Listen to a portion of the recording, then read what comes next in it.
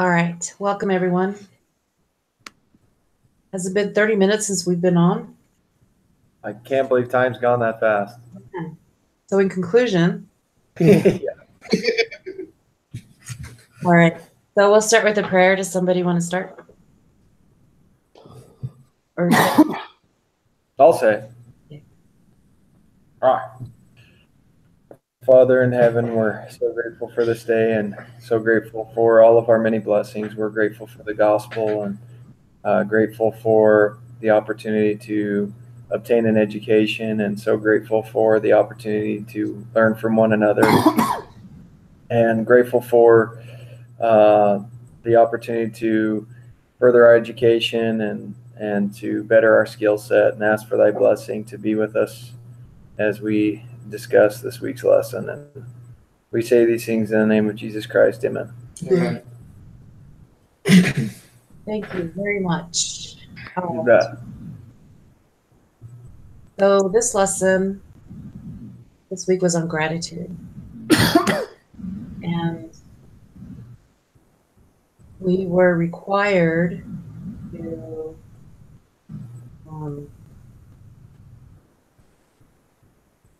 to do three things, or to do show a group of three people our gratitude. So each of you and me as well, we're supposed to share our experience.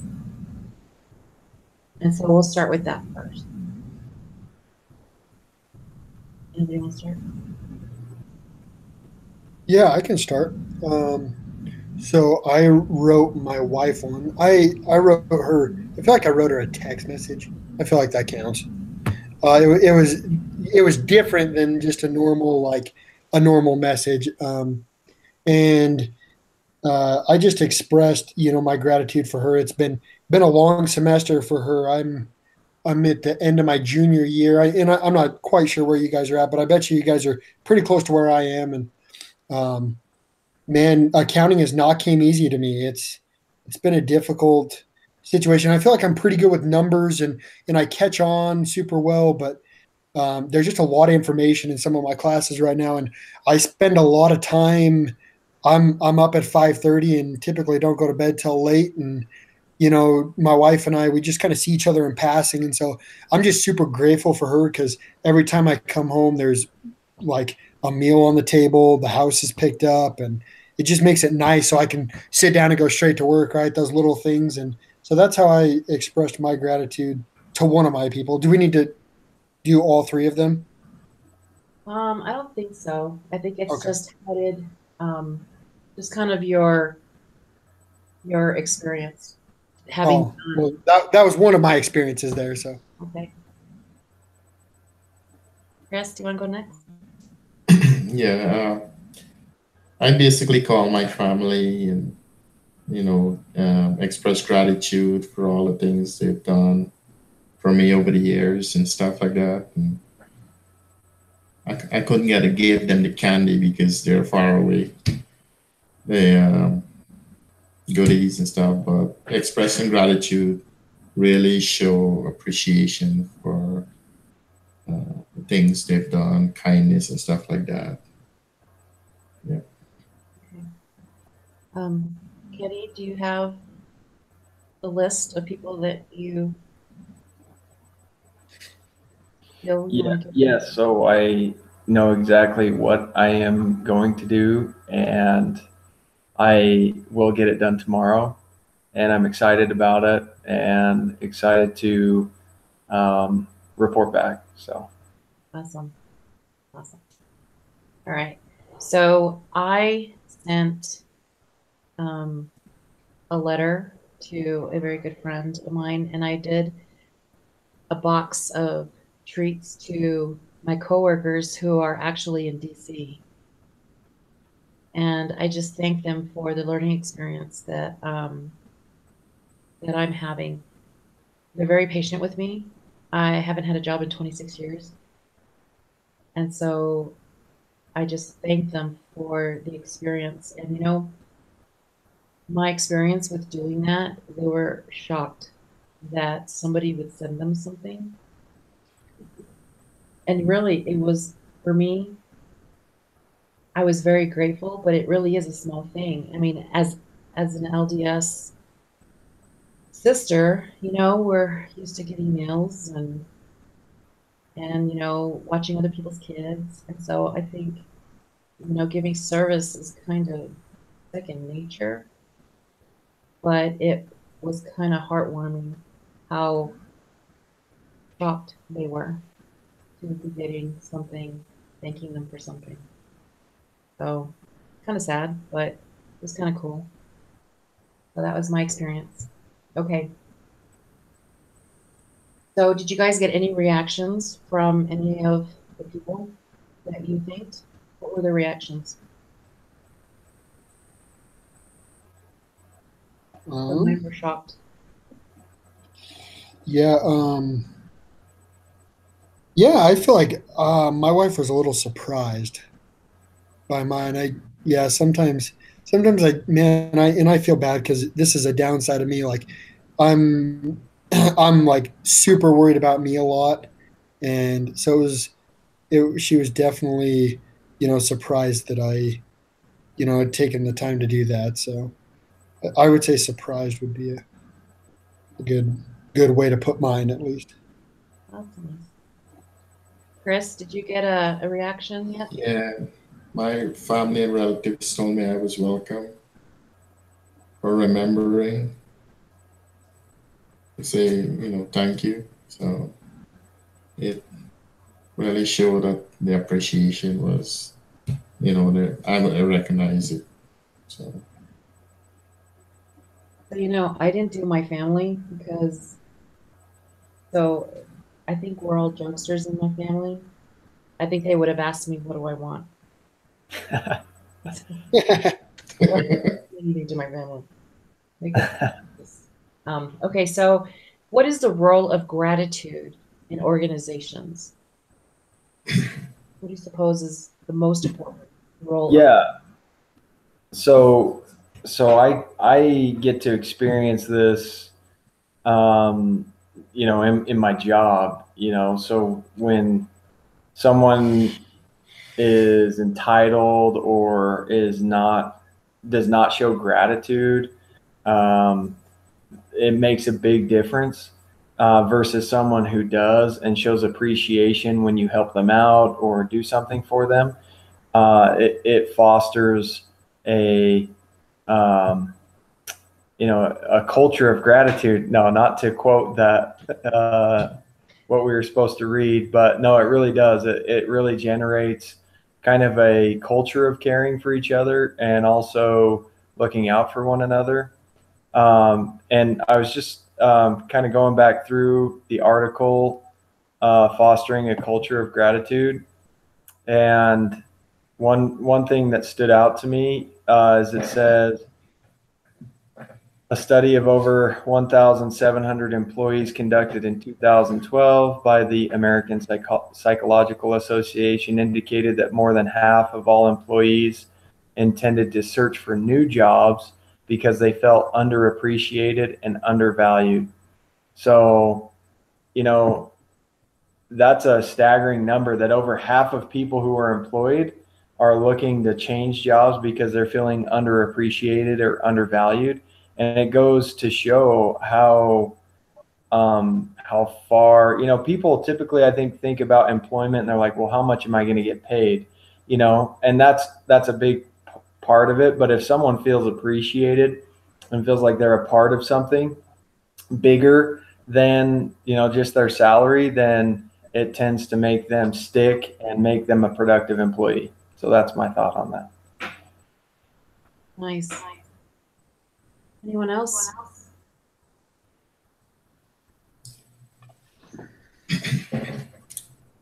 yeah, I'm gonna add something to that too.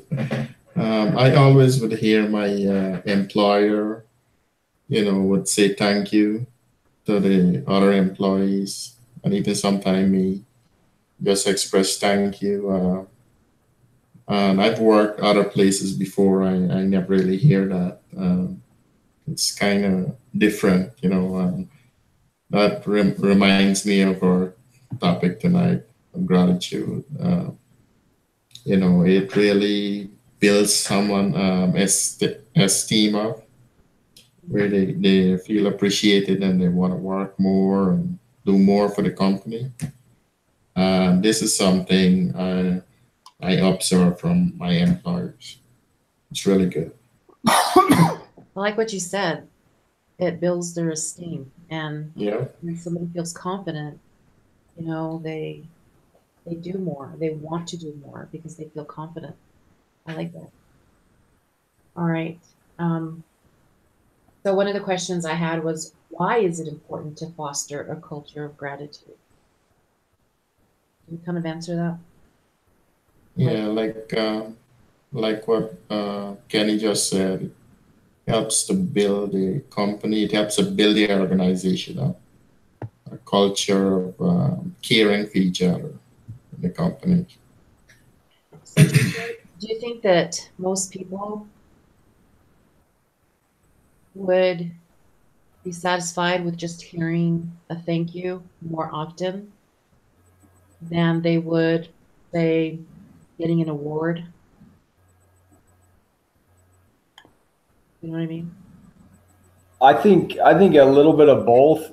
From like if you're in a managerial role within a company, awards are a good way to show your appreciation. But also, like a thank you note, something handwritten, just like the activity. You know what I mean? I think doing small things go a long way. In making someone feel like they're an important part of the team and that they're needed and wanted in the workplace. And so I think fostering that culture of gratitude is a very effective way to maintain good relationships with employees, but also help productivity and help people stay and, value their job. Good comments. So what are the barriers to expressing gratitude? What do you suppose are the barriers? So I actually looked this up, and one of the things was pride. Maybe we don't want to, maybe we have a coworker who just does fabulous all the time. And, maybe we're selfish or we're just prideful and we don't want to say thank you. Yeah, I really like that. I think another barrier is making sure that you're on that like personal level, or that you have a relationship with it. I I always enjoy more when like people I know and I've established, at least some sort of a relationship have came up to me in the workplace and expressed gratitude. Like if we've never talked before and we're passing and somebody's like, "Hey, I'm grateful for you." I'm like, "What's going on?" Like, "What do you need?" Like so I feel like a barrier is, that relationship, right? Like if you don't have a relationship with somebody, it's really hard to be like, "Hey, I appreciate you," or like I mean, it's not that hard to say like thank you for what you did, but as far as like expressing gratitude, I think that you've got to have a relationship with that person. Okay. Yeah, I'll just piggyback on that. On what's been said. From the talk, the divine gift of gratitude that we were supposed to read. One of the things President Monson says that sticks out to me was a quote from President Hinckley, and he said, "When you walk with gratitude, you do not walk with arrogance and conceit and egotism. You walk with a spirit of thanksgiving that is becoming to you and will bless your lives."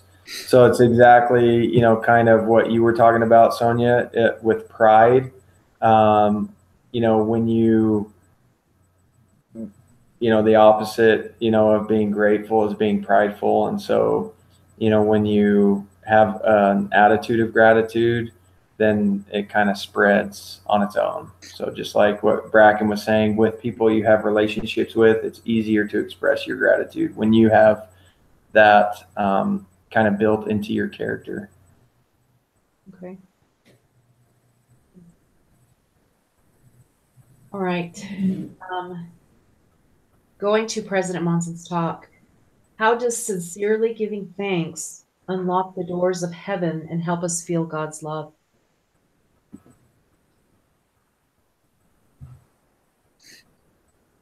So I asked this question because this kind of stood out to me, and I thought about the answer, and it's because when we're sincerely grateful, we see what we have more than what we don't have.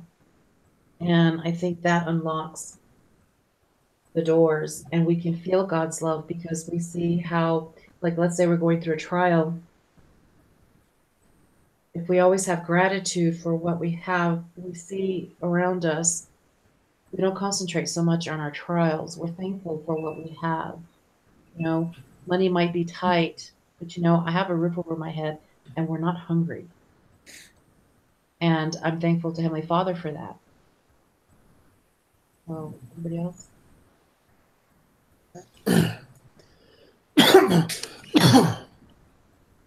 Well, again, I guess I'll go back to that. Later on, it says the English author Aldous Huxley wrote, most human beings have an almost infinite capacity for taking things for granted.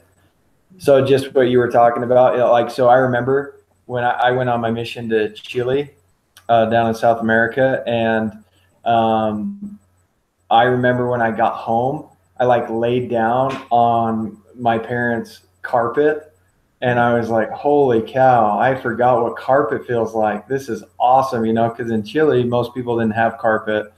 And anyway, so it's like you take things for granted until you miss those things or they're gone.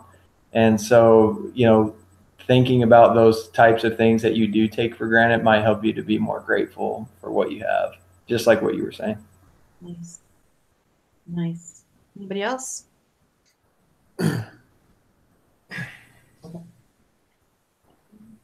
So another question I thought of, when it comes to faith, people tend to need something to see, right? And so it's sometimes hard to have faith. So why do you suppose it's easier to focus on what we don't have rather than what we do have? Do you know what I mean? Do you see the correlation there? I think, oh man, I'm sorry, I'm exhausted. I think that, as human beings and I can't speak for everybody, but for myself, I feel like we're always trying to better ourselves, right? And especially as like as members of the LDS faith, we really strive to become better people each and every day. And I feel like the material things in our life slip in. Like I know multiple times I'm like, man, if I just had this, if I just had a nicer car to get to work, I'd be happier, or man, what it would be like. I walk outside today, it's 7 degrees and I got to start my car for 20 minutes. The guy next to me who's in a brand new car, he's got to start his car for 5 minutes. And I'm like, man, if only I had that thing, I would be happy. Instead of being grateful for the four wheels I do have, because then I drove down the road and I saw my second counselor in my bishopric who is walking to school in 7-degree weather. With the wind chill, it had to be below zero today. And I was just like, man, how grateful am I that I can at least drive my car, to school. And I feel like we're always looking for that thing to make us happier instead of just focusing on what we do have. And so I don't really know if that answers your question per se, but I feel like, we're always looking for that thing to better ourselves. And sometimes, we take the materialistic things into account and we really shouldn't. So that kind of leads us to kind of the story of the 10 lepers, right? We should be careful and always be thankful for what we do have, what we've been given. Why do you suppose the Savior was disappointed in the 9 lepers? Was it because he felt he deserved to be thanked? Why do you suppose he was disappointed? I think he was trying to teach us an example there, for us today. So we should practice the gratitude like what we learned today and what the apostles and prophets are teaching. I think the Savior himself was trying to teach that principle where people should give thanks for the blessings that they receive. And so when those 9 lepers didn't give thanks, it sent a message there that everybody should give thanks for what they receive. So I kind of tied it to the end of the talk where it says, let us follow him, let us emulate his example, let us obey his words. By doing so, we give to him the divine gift of gratitude. I think he was kind of disappointed too, because it was kind of without gratitude, how likely are we going to follow the Savior? How likely are we going to emulate him if we're not grateful? If we can't see the blessings, if we can't see past ourselves to help a neighbor, or we can't see past ourselves to thank someone for, opening our door, or the smallest to the biggest things. Do you know what I mean? Oh, well, I tied it in. So those are all the questions I have. Does anybody have any last?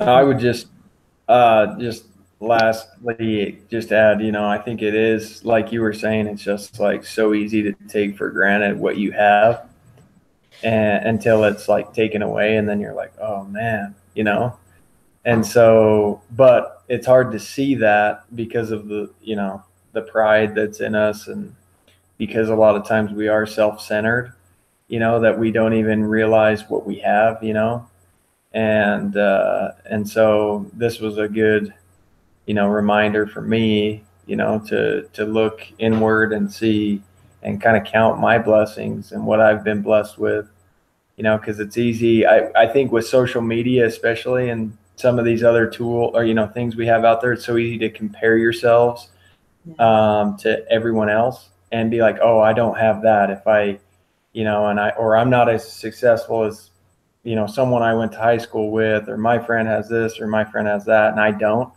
And if you, sit back and think about, wow, I really do have a good life, then you can be more grateful for what you have. So. And then kind of putting it to people too. The activity had us thinking about people we could thank. And just like we should be grateful for things we have, I guess this lesson was kind of a reminder that we should be thankful for the people in our lives, because we never know, life is short, and we should always thank before it's too late, I guess. Yeah. So, well, I appreciate you guys. This has been like one of the best groups ever. I sent out I saw a meme where it had five guys. They were the same guy, and it's group work. And he's on the computer. He's writing. He's reading. It's like one guy, right? Have you ever had groups? So I appreciate you guys. This has been a really good group.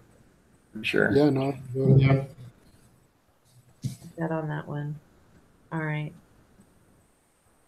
So Kenny, you're next week. Bring your A game. That's the right link.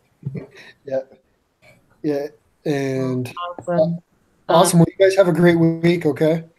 All right. And I'll send you guys the link to this. So the recording. Thank you. Thanks, Right. Sonia. Appreciate it. Thank you. Yeah. Bye. Thanks, guys. Bye.